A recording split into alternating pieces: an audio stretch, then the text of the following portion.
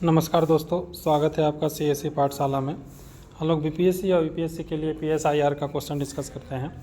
हम लोग अभी पेपर 1 का सेक्शन ए डिस्कस कर रहे हैं, जिसमें वेरियस जो पॉलिटिकल थिंकर्स हैं उनके विचार और उनके आइडियाज़ को हम लोग क्या कर रहे हैं, डिस्कस कर रहे हैं। पहला क्वेश्चन आपके स्क्रीन पे ये रहा, मार्क्स के अनुसार क्रांति कौन लेकर के आएगा। आपको पता है कि मार्क्स कम्युनिस्ट रेवोल्यूशन की बात करते हैं। उनका कहना है कि अगर वर्कर क्लास का अगर उद्धार करना है तो उनको उद्धार करना है तो उन्हें खुद अपने आप को उद्धार करना होगा, रेवोल्यूशन लाना होगा, कम्युनिज्म इस्टेब्लिश करना होगा, यानी कि साम्यवाद इस्टेब्लिश करना होगा।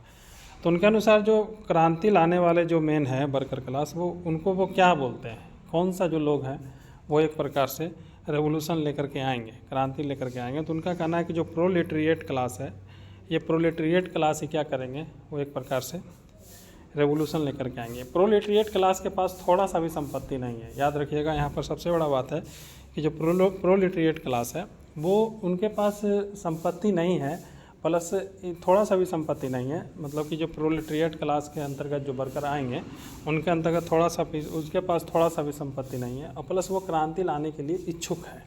अगर मान लीजिए, कल हमने डिस्कस किया था class in itself, class for itself, consciousness का 2 लेवल।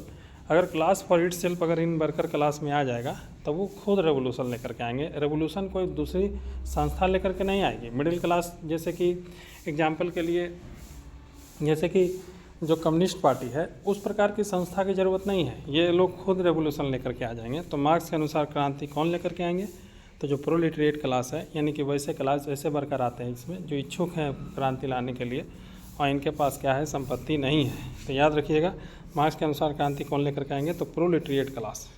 टर्म्स याद रखिएगा कि कौन है जो क्रांति मार्क्स के अनुसार लाएंगे, तो वो प्रोलेटेरिएट क्लास है। अगला क्वेश्चन ये है कि मार्क्स के अनुसार लंपेन प्रोलेटेरिएट क्लास का मतलब क्या है। लंपेन प्रोलेटेरिएट क्लास, क्या मार्क्स के अनुसार ये जो लोग हैं वो क्रांति लाएंगे, तो ये लंपेन प्रोलेटेरिएट क्लास है। ये जो है मार्क्स के अनुसार ये तो वर्कर का क्लास है, यानी कि वर्कर का ग्रुप ही है, लेकिन ये क्रांति लाना नहीं चाहते हैं। मतलब कि ये इनको इच्छा नहीं है कि हम क्रांति लेकर के आएंगे। तो मार्क्स के अनुसार जो लंपेन प्रोलेटेरिएट क्लास है वो क्रांति लेकर के नहीं आएंगे। अगला क्वेश्चन है कि लेनिन के अनुसार रूस में क्रांति कौन लेकर के आएगा। याद कीजिए, हमने पहले बताया था कि जो मार्क्स का कहना है कि जो कैपिटलिस्ट कंट्री है, जो हाई कैपिटलिज्म के स्टेज में पहुँचे हुए हैं, हम लोग आगे कभी डिस्कस करेंगे कि इन्होंने कैपिटलिज्म का भी 3 रूप में डिस्कस किया है, मतलब 3 फेज में डिस्कस किया है। तो कौन सा फेज है जो एक्सट्रीम कौन सा कैपिटलिज्म का जब लेवल कोई देश में आता है, जिसको इन्होंने मार्क्स ने कैपिटलिज्म का एक्सट्रीम लेवल कहा है, वो आगे हम डिस्कस करेंगे। फिलहाल इतना याद रखिए लेनिन की जो मार्क्स का मानना था कि जो कैपिटलिज्म हाईएस्ट कैपिटलिस्ट लेवल पर पहुँच गया है, तो वहाँ जो है वो एक प्रकार के कम्युनिस्ट रेवोल्यूशन आएगा। तो ये मानना था मार्क्स का। लेकिन मार्क्स तो उस समय के अनुसार अगर देखा जाए तो हाईएस्ट कैपिटलिज्म जो पहुंचा हुआ था वो ब्रिटेन में पहुंचा हुआ था, तो वहाँ क्रांति आना चाहिए था, लेकिन क्यों नहीं आया। तो लेनिन इसका जवाब देते हैं। लेनिन का कहना था कि देखिए, वहाँ क्रांति नहीं आने का कारण क्या है, क्योंकि ब्रिटेन का बहुत सारा कॉलोनी है, तो कॉलोनी से बहुत सारा संपत्ति वो लूट करके आते हैं, और उसी संपत्ति के माध्यम से वो क्या करते हैं, वर्कर क्लास के लिए क्या करते हैं कि वेलफेयर योजना चला देते हैं। तो जब वेलफेयर योजना चला देते हैं, जैसे कि आरक्षण दे दिया, उनको सब्सिडाइज रेट पे चीज़ें दे गई, उनको मतलब कि वर्किंग आवर्स में भी थोड़ा सा रिलैक्सेशन दे दिया गया, उनका जो वर्कर को जो भी पेंशन मिलता है या जो भी चीज़ मिलती है, वो सबको उन्होंने क्या किया है, बढ़िया किया है, यानी कि एक प्रकार से उनका वेलफेयर किया है। इसलिए एक प्रकार से ब्रिटेन में जो हाईएस्ट कैपिटलिज्म का पहुँचे हुए भी है, हाईएस्ट कैपिटलिज्म प्राप्त करके भी क्या हुआ है, कोई वहाँ रेवोल्यूशन नहीं आया। तो क्या मार्क्स तो लेनिन के अनुसार रूस में क्रांति कौन लेकर के आएगा। अब यहाँ पर याद कीजिए, तब फिर क्रांति मतलब मार्क्स का कहना है कि ठीक है, मार्क्स का कहना था कि हाईएस्ट कैपिटलिज्म जिसमें पहुँचेगा वही जो है रेवोल्यूशन आएगा। लेकिन याद कीजिए, रूस में तो कैपिटलिज्म नहीं था ना, वहाँ तो एक प्रकार से शुरुआत हुआ था, उद्योग लगना शुरुआत हुआ था। तो फिर रूस में क्रांति कैसे आ गई। तो रूस में जो क्रांति लेकर के आया, जो लेनिन लेकर के आया, तो उसमें आखिरकार रूस में जो क्रांति लेकर के आया गया, तो उसमें लेनिन के अनुसार जो क्रांति लाने वाले हैं, यानी कि जो वहाँ क्रांति लेकर के आएगा, वो कौन लेकर के आया। तो लेनिन का मानना है कि जो पीजेंट है वही एक प्रकार से जो है लैंडलॉर्ड के खिलाफ जो है वो क्रांति लेकर के आएगा, और हुआ वही भी। एक प्रकार से रूस में क्रांति आया भी, वहाँ कम्युनिस्ट पार्टी ने बहुत ज़्यादा योगदान दिया था वहाँ का क्रांति लाने में, जबकि मार्क्स का क्या मानना है कि किसी प्रकार की पार्टी की ज़रूरत नहीं है, किसी प्रकार की संस्था की ज़रूरत नहीं है। तो याद रखिएगा कि लेनिन के अनुसार रूस में क्रांति कौन लेकर के आया, तो पीजेंट के द्वारा लाया गया। किसके खिलाफ? लैंडलॉर्ड के खिलाफ, क्योंकि आप तो कैपिटलिस्ट थे नहीं। अगला क्वेश्चन,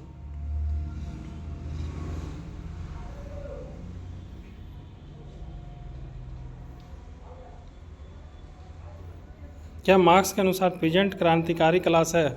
मार्क्स तो कहते हैं ना कि जो प्रोलिटरिएट क्लास है, तो प्रोलिटरिएट क्लास जो है वो एक प्रकार से रेवोल्यूशन लेकर के आएगा। जो कैपिटलिस्ट कंट्री है वहाँ रेवोल्यूशन आएगा। तो मार्क्स के अनुसार जो पीजेंट है वो एक प्रकार से क्या है, उनका वो जो है एक प्रकार से नहीं लेकर के आएंगे क्रांति। क्यों? क्योंकि पीजेंट के पास कुछ ना कुछ प्रॉपर्टी रहती है, लेकिन वर्कर का याद कीजिए प्रोलिटरिएट क्लास में मार्क्स के अनुसार ऐसे लोग हैं, ऐसे वर्कर है जिसके पास थोड़ा सा भी संपत्ति नहीं है। अगला क्वेश्चन, लेनिन के अनुसार जो प्राइमरी रोल है क्रांति लाने में वो किसका है? लेनिन का मानना था कि देखिए रसिया में जो क्रांति लाया जाएगा वो एक प्रकार से पीजेंट जरूर लाएंगे, लेकिन उनका जो रोल होगा वो सेकेंडरी होगा। प्राइमरी रोल है जो कम्युनिस्ट पार्टी ऑफ रसिया का होगा, कम्युनिस्ट पार्टी का होगा।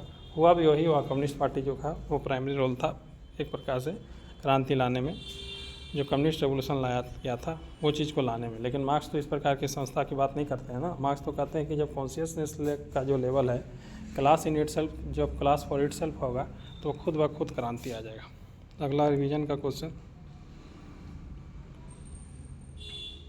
डायलेक्टिक ऑफ मैटर का कंसेप्ट किसने दिया है? मार्क्स ने दिया है। हम पहले डिस्कस किए।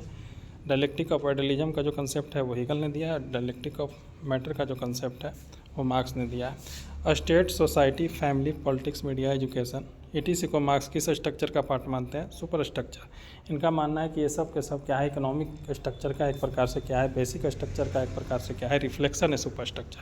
मतलब इकोनॉमिक स्ट्रक्चर पर जिसका कब्जा होगा वही स्टेट को कंट्रोल करेगा, फैमिली को कंट्रोल करेगा, सोसाइटी को कंट्रोल करेगा, पॉलिटिक्स को कंट्रोल करेगा, मीडिया को कंट्रोल करेगा। तो ये मार्क्स का कहना था ये सब का सब सुपर स्ट्रक्चर है। अगर इकोनॉमिक स्ट्रक्चर पर वर्कर कब्जा कर लेगा तो ऑटोमेटिक है जो वो सुपर स्ट्रक्चर पर कब्जा कर लेगा।